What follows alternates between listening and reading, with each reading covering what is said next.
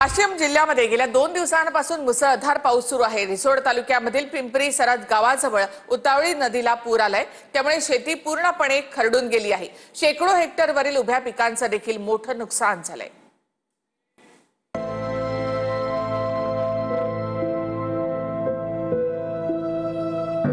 शेतकऱ्यांनी मोठ्या कष्टाने पेरणी केली, पण उतावळी नदीला आलेल्या पुरात क्षणात होत्याचं नव्हतं झालंय।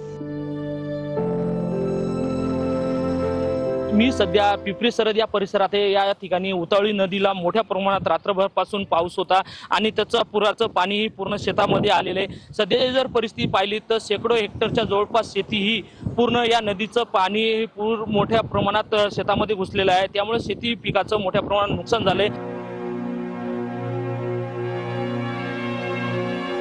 पिंपरी सरद गावाला महिन्याभरात 2 वेळा महापुराची तीव्र झळ बसली आहे।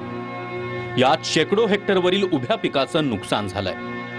काही शेतकऱ्यांनी दुबार तर काहींनी तिबार पेरणीचा शेवटचा प्रयत्न केला, मात्र तोही आता पावसामुळे असफल ठरला। मी सध्या पिंपरी सरद या गावाजवळच्या नदीवर आहे। इथं जे उतावळी नदी आणि कास नदी आहे, ही कास नदी असून याच्या ज्या नद्या आहेत दोन्ही, याचा पूर्ण प्रवाह बुलढाणा जिल्ह्यातून होतो, मात्र याचा जो प्रवाह वाशिम जिल्ह्यात येतो तेव्हा ती अरुंद आहे। त्याच्यामुळे या ज्या नदीला पूर आला, त्याचा पुराचं पाणी पूर्ण ओव्हरफ्लो होतो। ओव्हरफ्लो होऊन ती पातळी पूर्ण मोठ्या प्रमाणात शेतामध्ये जातो। पुरामुळे नदीकाठची जमीन अक्षरशः खरवडून निघाली आहे। अशा परिस्थितीत आता शेती करायची तरी कशी, या चिंतेनं शेतकरी हवालदिल बनलाय।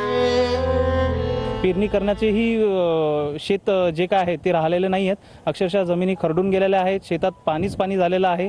पीक म्हणजे पूर्ण जमीनदोस्त झालेले आहेत, पिकाचं काहीच उरलेलं नाही आहे आणि आता तर पेरायचं समजा वेळच गेलेला आहे आणि आम्ही आता करायचं कसं? आता चौथ्यांदा पेरायचं आमचं हिंमतच नाही, आमची हिंमत नाही, बिये नाही आणि आमच्याजवळ पैसेही राहिले नाहीत आता एवढे।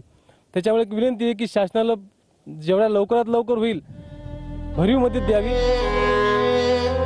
विठ्ठल देशमुख, TV9 मराठी, पिंपरी सरद, वाशिम।